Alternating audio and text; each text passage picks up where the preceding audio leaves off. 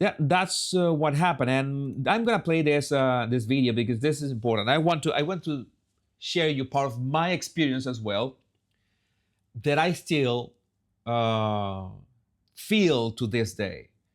10 I'm like in the smack in the middle. After I left Venezuela, I'm gonna share with you something that I still feel to this day.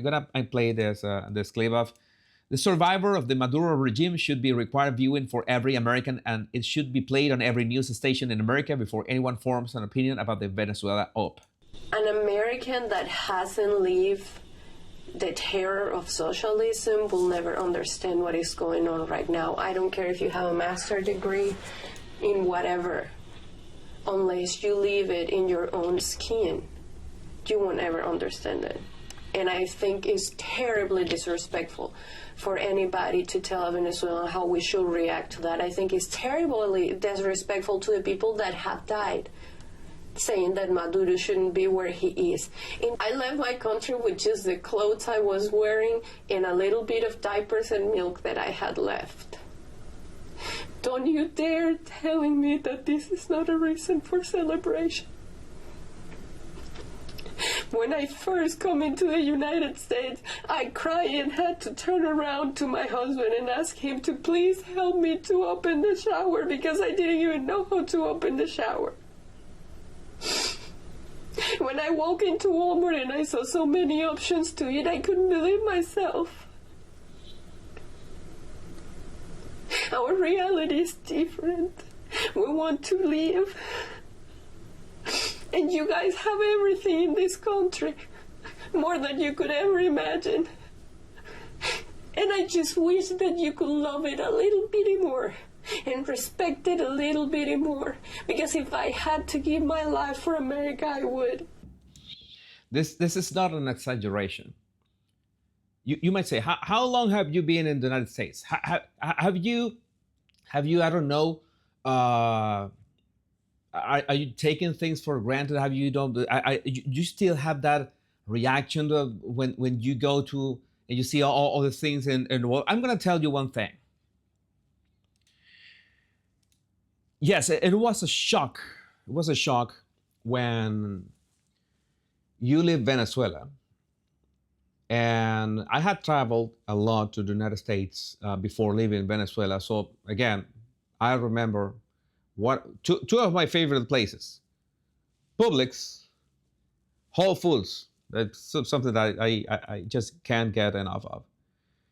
It was amazing having so many amazing products in such a amazing amount.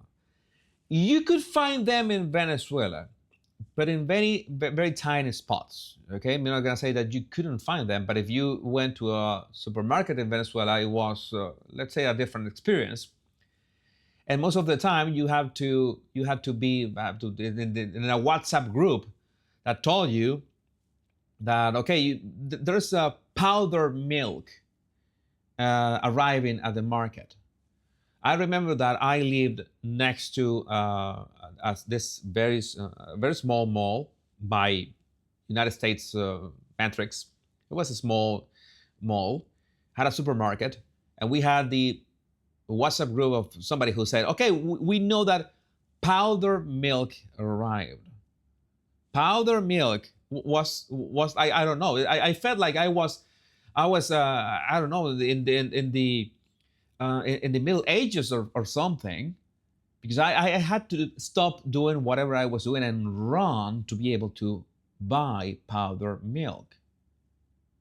And why was powder milk so important? Because something that you could store for when, yeah, things like milk did not appear for weeks or even months. You have to run. How many bags of powder milk? You can take two. All right. What did I do? I bought 2 bags of powder milk. I went, say that I had to go with my car. This was next to my house, but I went with my car. I entered the parking lot.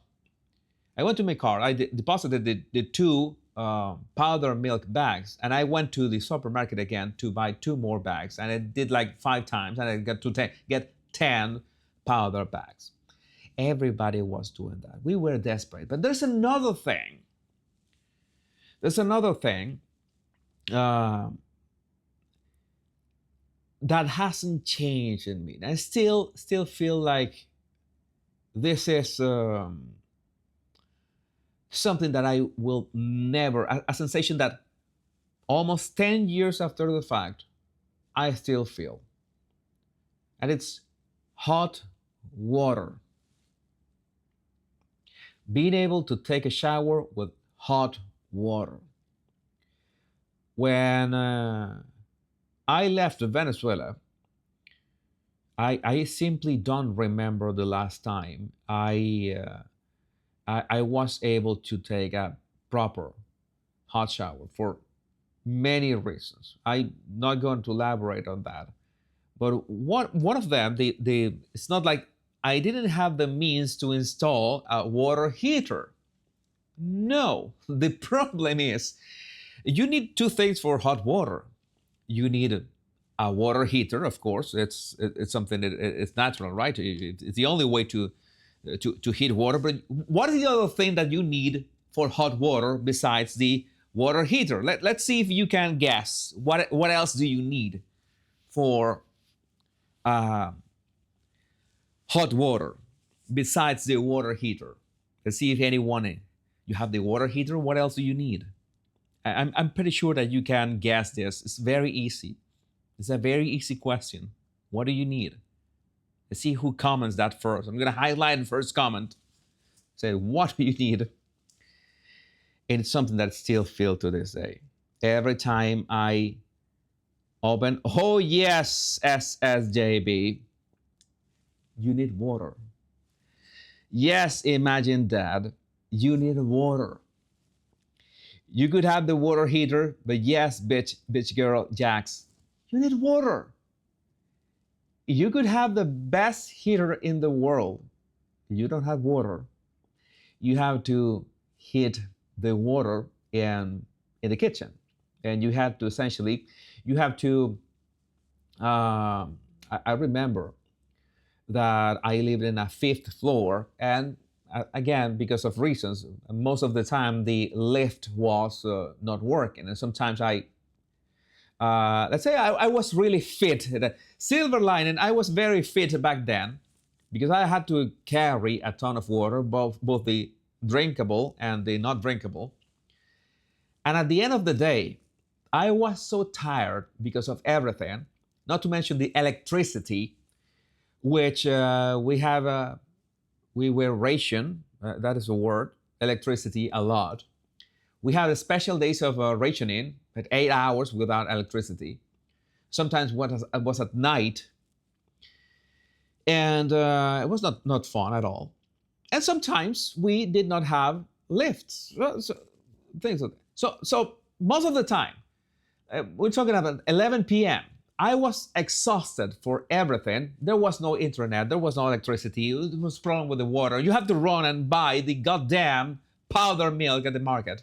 You have to go with your car and make sure that we did not have issues with gas back then. It happened after we left. But I was so tired at 11 p.m. when I was going to take a shower. A shower was a bucket of water. Okay, I had to heat my water. I am not going to heat the water. I'm not going to wait for to heat the water in the kitchen. I want to take a shower right now, and I took the shower right now with the cold water. You can say, oh, you're complaining, Jesus, about the cold water. Not gonna complain because at least I had water in my apartment. But for the longest time, I don't know. For the longest time, I really did not know what showering with hot water was. When I traveled to the United States and I opened the shower, and you had that scorching hot water coming out, it was like, okay, this bliss, this absolute bliss. And when I finally left Venezuela, and I got used to internet working all the time. That wasn't big for me because all my work has been basically online from the longest time.